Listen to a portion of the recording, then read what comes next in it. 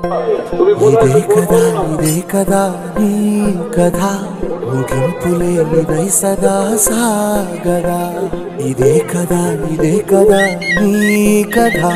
ముగింపులేనిదై సదా సాగదా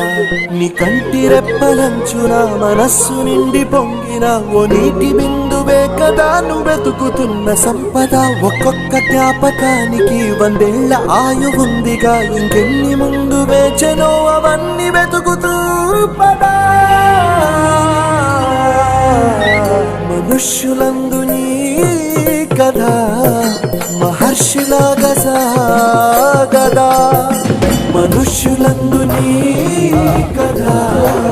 మహర్షిలాగా సాగదా